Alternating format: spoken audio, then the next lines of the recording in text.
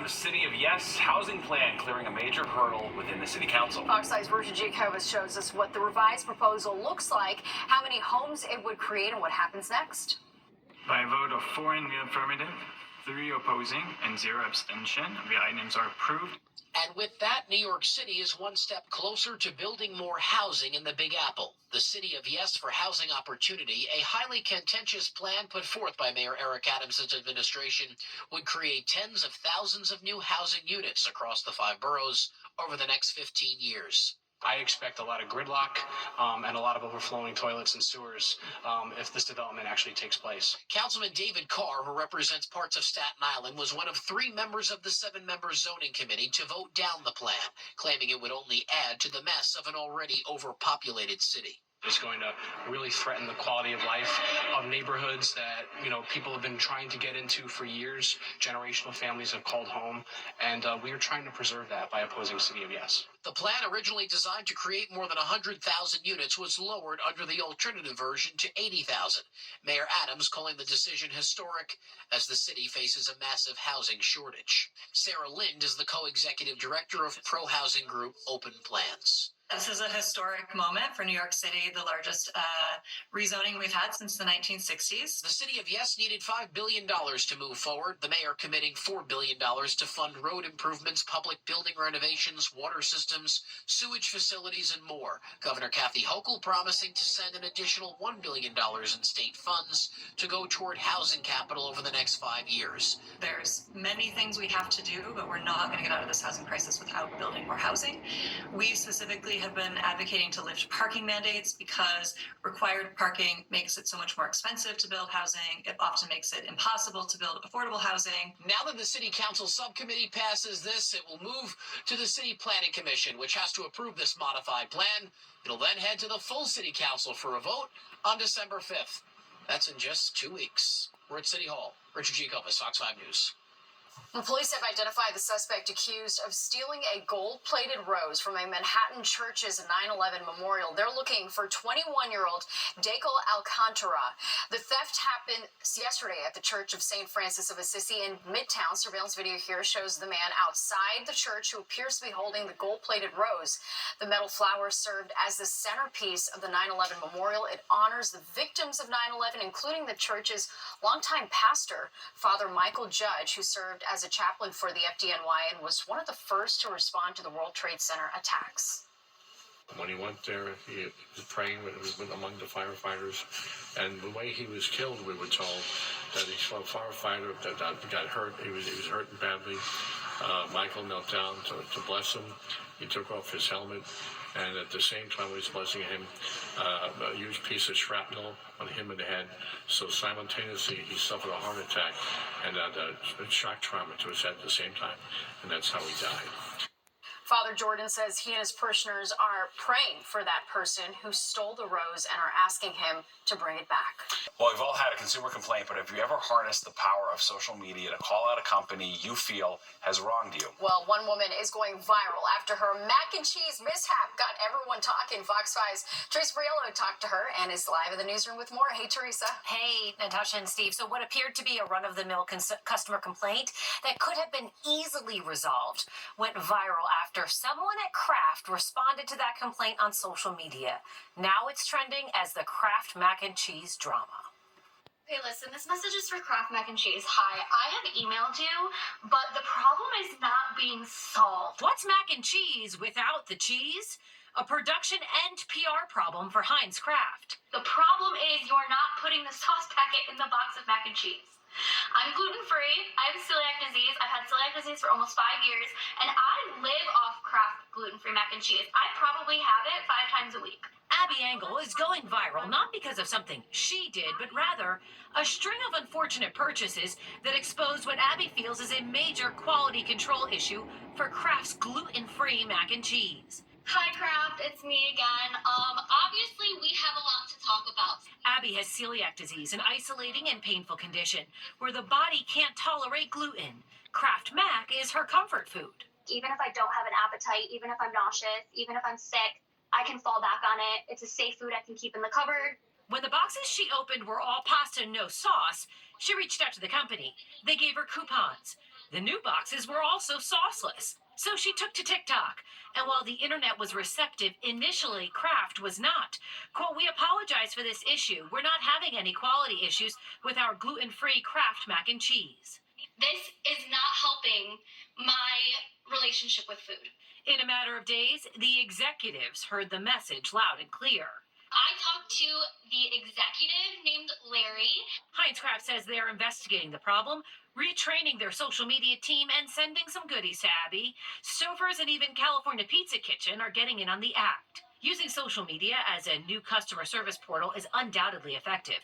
But as communication professor and author Cara Alemo points out, if you're on the wrong side of the problem, the reputational damage is instant. When a crisis goes viral on social media, you have an hour and really more like 45 minutes to get across the damage and to respond appropriately.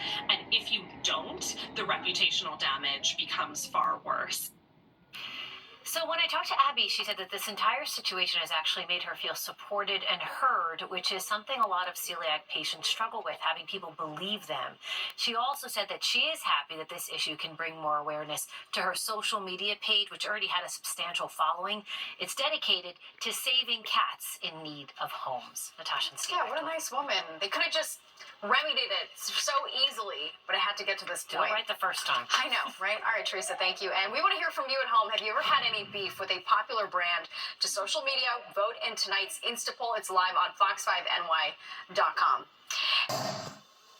Maybe raining right now, but we are still in a drought and we will continue to feel it. So we sent Fox 5 Jody Goldberg to find out what long-term damage these dangerously dry conditions could have.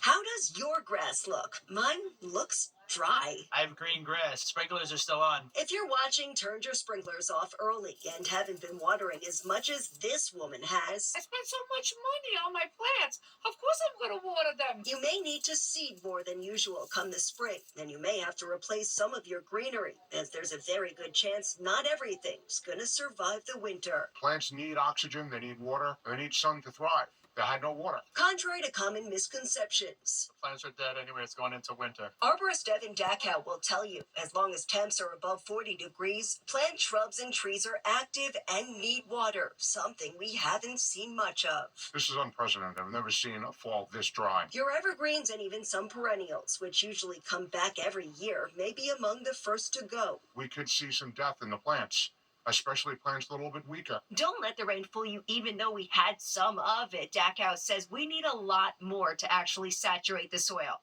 How much more are we talking? We need 11 inches to catch up to average. Even with the full morning of rain, it's only got it down to maybe an inch. The roots are in the first 24 inches of soil. It's going to take a long time for this to catch up. Dachau says snow could help if we get any of it. Until then, it can't hurt to try to reverse the damage. If it's warm, get out and give it some water. One solution that'll solve the problem altogether. I rent an apartment, so I don't have to worry about it. As for everyone else, start watering. We've got 4 months until spring, and that's when we'll really see the impact. On Long Island, Jody Goldberg, Fox 5 News. It's interesting that the holidays are right around the corner, but we're talking about the drought kind of I know. wild. And many of us are already ready to shop till we drop. I know we've been getting a lot of emails about it, but experts are predicting we'll be splurging on sales. Plus, what President-elect Donald Trump's second term could mean for the future of the federal case against Mayor Adams. Aaron Judge has won his second American League MVP award. He led the MLB with 58 homers. In a statement, Yankees manager Aaron Boone said, in part, after having a front row seat for his 2022 MVP performance, I really couldn't envision a player having a better and more complete baseball season. In the National League, Shohei Ohtani won his third Most Valuable Player award. Well, as we inch closer to the holiday shopping season, retail experts are predicting we'll be ready to spend. That's right, and it's going to be all about splurging on sales, which I guess kind of defeats the purpose, right? Or does it? Here's Fox 5's Kendall Green. The holidays are here, and those gift lists are too. Maybe like a video game system or like sports gear. And despite climbing inflation, shoppers are ready to cash out on their loved ones. I usually get them what they want because they treat me well, so I treat them well. As the National Retail Federation predicts, on average, shoppers will spend $641 on gifts and $261 on seasonal items. But what's a major driver of consumer spending this year? in-store sales and savings. 68% of consumers are actually planning to shop in store this holiday season, which is interesting because we usually expect online shopping to outpace in-store shopping. Retailers like Walmart, reviewing their quarterly revenue reports, noted shoppers, even high earners, are tightening up their belts, focusing more on needs versus wants. But the power of sales, shoppers share, could send those efforts to be frugal selling. 60%. Okay. 70%. Okay. Because right now, things kind of hard for everyone. Consumer savings expert Andrea Warwick shares, be sure to do your own homework, since not every sale guarantees it's the best deal. Review historical pricing data before you buy anything to make sure it's actually the lowest available selling price. If it's not, you can set sale alerts using tools like Karma. This way, you'll get notified if a better deal drops later in the season. Now, shoppers just shared a term I will never forget. They called it girl math, which people are going to apply this holiday season, right? If you're going to get a lot of things on sale, then I'm going to get her more gifts. Because I spent less in my brain, even if I didn't. If it seems like it's on sale, then you save money. Like if you pay for something with cash, that's kind of free. You guilty? Yes, I am, actually. What do you think man math is in this case? We pay for it. One way or the other. We always pay for it. Now, for those who feel they're going to experience that buyer's remorse this year, our experts share, just bring a wad of cash and limit yourself to that. Leave those debit cards and credit cards at home. That's the latest from the Upper East Side. Kendall Green, Fox 5 News. Man math just doesn't hit the same. Listen, I'm It's not girl math. agreeing with that guy. I hear you. I'm surrounded by women at home. I love them. All right, Wicked finally hitting the big screen. And you're going to be hearing a lot of singing. Wicked finally hitting the big screen. And to say the fans are excited would certainly be an understatement. And while everyone is ready to defy gravity and sing along, as Jennifer Williams shows us, that idea isn't such a hit with one big movie theater chain. Popular. You're gonna be popular. With Wicked set to take the box office by storm, moviegoers will remain popular if they keep the singing outside of the theater. Popular. You're gonna be popular. And leave it to the stars. Ahead of Wicked's opening weekend, AMC theaters are showing a no singing disclaimer before screenings of the movie. Personally, I'll mouth along to the words, but I understand, I want to hear Cynthia and Ariana Grande's voices. So, I'm okay with the policy. I've seen quite a few musical adaptations of movies, and I think kind of the most annoying thing is if you're there to watch the movie and everyone around you is singing. When you're seeing it for the first time, you want to hear the actors do their part and see what they've done with the roles, especially with it being such a big movie premiere. I still sing in my head anyways. While people told me that they understand the disclaimer, they also admitted that it's going to be really tough not to sing along. I sing and I play the piano, so it might be hard. You can't help but sing. It's part of the whole experience. You don't pay money to go to the movies, and then you can't enjoy it the way you want to enjoy it. That makes no sense. But I would love a sing-along version of the film to come out.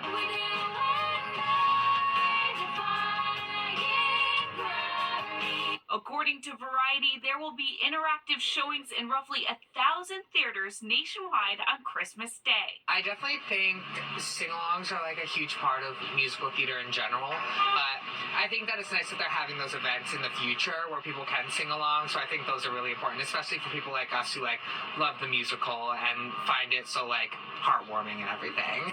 Something has changed within me.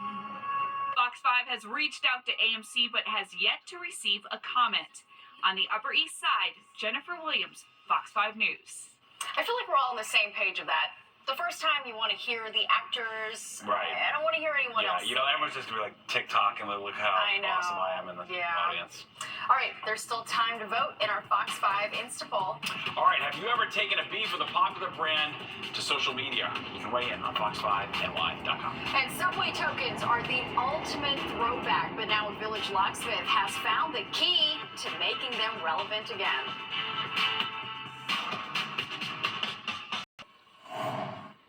Subway tokens, remember those? If you don't, that's okay. The MetroCard Bigfooted them back in 2003. They've already been gone 20 years. Well, if you have some lying around, there's a locksmith in the village who will upcycle them for you.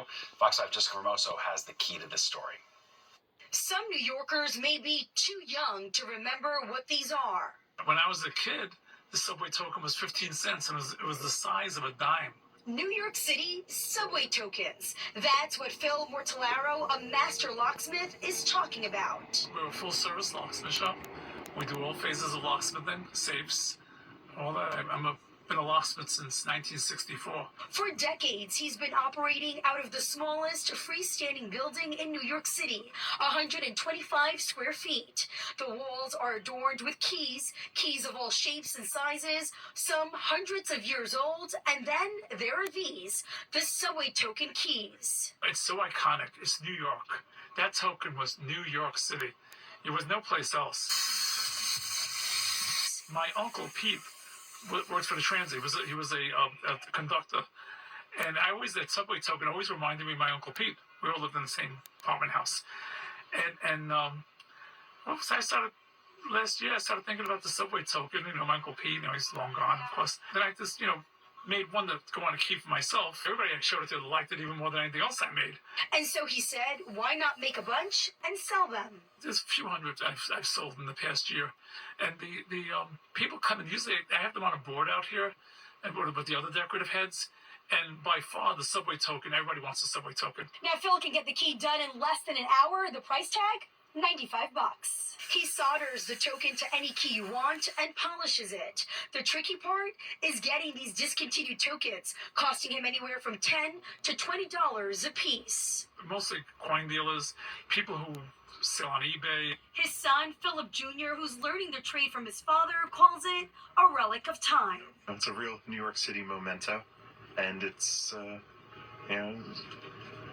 unique. There's nothing else like it. No one can dispute that. In the Village, I'm Jessica Formoso, Fox 5 News. I think it's super Yeah, cool. And he's I got love that it, yeah. smallest freestanding I know, store it's so cool. in Manhattan. That's a brilliant business for something that size. Bought it for Great. like $20,000 in the 80s. I know. Paid It's off pretty well, didn't it? wild. Nice.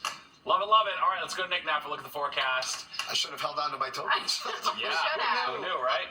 Who knew? That shows you how old I am. And they've been gone 21 years now, too. That's kind of wild. Exactly. Well, our weather is definitely a little challenging tonight out there, right? We've been waiting for the rain to get here, and it's here, and it's been already proven to dump over an inch of rain in parts of the area. There's more to come overnight. As you saw that shot showing rain over the city. 54-46 today. We'll drop well below that. In fact, I think our new low is being reached as we speak. 74 and 16. And the record high and record low, that record low, though, at 1879. Yes, now we're 38. So that is our new low for the day. The rain's coming down. It's a cold rain at that. Pressure falling with that storm nearby. Humidity is high. The wind's out of the west, but it's gusty. And again, the rainfall so far, inch and a third over the city, inch and a half now, almost onto Long Island. So again, the threat of brush fires hopefully now is over. The drought is still going to go on for a while, but at least this will help a little bit. About an inch in the Hudson Valley, and almost that, closing in on that anyway across Connecticut. All right, City Westford, though, it's in the 30s. Look at Scranton, 32. That's one of the areas that will be having the sizable snowfall. Jersey Shore, 39 there at Belmar. Still 50, though, on the east end. And temperatures are significantly cooler than last night, 10 to as much as 17 degrees, depending upon where you are. So we're going to see the west wind. Pretty gusty. It's calm in Sussex, but you can see, again, closer where this little storm center is located across Long Island, the wind gusts are still approaching 20, 30 miles per hour. That'll be the story tonight. The story tomorrow. In fact, the wind's going to stay pretty gusty right through the weekend forecast here. Earlier in the day, we were in the lower to some middle 50s. That's long gone.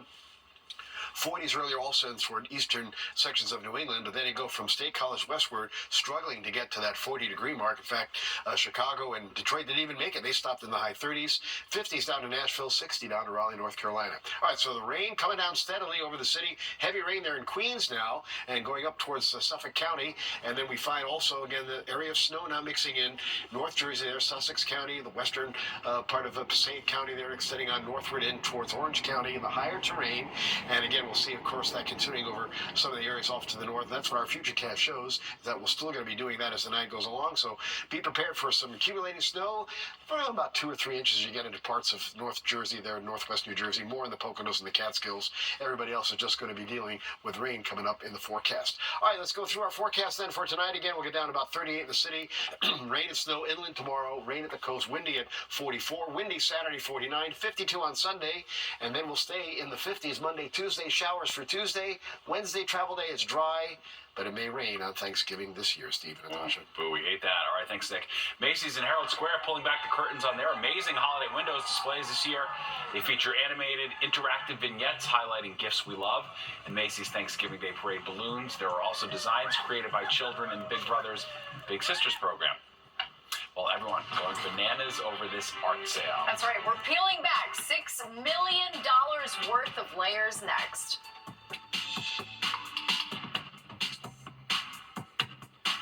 All right, discount ticket booth, TKTS, has arrived in Philadelphia. Similar to the one in Times Square, all tickets for Philadelphia's performing arts scene will be sold in person. Philadelphia, the first U.S. city outside of New York to open a booth. The program plans to offer 30 to 50% discounts to shows throughout Philly up to 3 days in advance. The TKTS program hopes to help the city's theater and live performance venues as they continue to rebound from the pandemic. And the rain didn't slow down a huge Thanksgiving food drive this morning in Newark. 1,000 food boxes, including frozen turkeys, were handed out at the Branch Brook Park. The event was sponsored by the Essex County Executive and RJW Barnabas Health. And there's more than 10 o'clock news straight ahead. But first, here's a look at what you can expect tomorrow on the roads and the rails. Company Christmas parties appear to be making a comeback. A new survey shows about 12% of employees plan to attend their office party this year, while about 92% of companies plan to spend more on their parties. The survey also found that Gen Z employees are most likely to leave right after eating. Of course. They can't even commit to a party. There you go. All right. Before we go, we want to show you the results of tonight's Insta poll. And we asked you, have you ever had a beef with a popular brand and taken it to social media? Here's what you had to say. 65% of you were reserved. You say no. Yeah. Whereas 35% say yes. Very interesting. Probably smarter to keep it off, but sometimes it works out. All right, let's go now to Nick for a look at the forecast. And it's cooling down now after the rain tonight, huh? It is, and we're heading to the 30s in many areas. We're down already to 38 in the city. It's going to stay right there overnight. Look at north and west. Goes below freezing. Again, we're talking about some of that accumulating snow, the higher elevations. 1 to 2 inches here, parts of North Jersey and in the lower Hudson Valley, and those higher amounts into northeastern New Jersey. Just rain along the coast, and then tomorrow's periods of rain. Get a little rain-snow mix continues inland. We'll get back into the 40s tomorrow. We should be, though, in the lower 50s. Dry for the weekend, just windy. We'll have sunshine both Saturday and Sunday. We will climb back to the low 50s by Sunday. Monday, not bad. Some showers at night into Tuesday. Dries off for the big travel day on Wednesday, and Thanksgiving this year may be damp and cool. Of course, got a couple more days to work on that. But they can do the balloon. At least it's not windy. Yes, it doesn't look like that at this time, though. Yeah. Still a couple days off. Okay, good deal. And don't go anywhere. Good night, New York, with Crystal.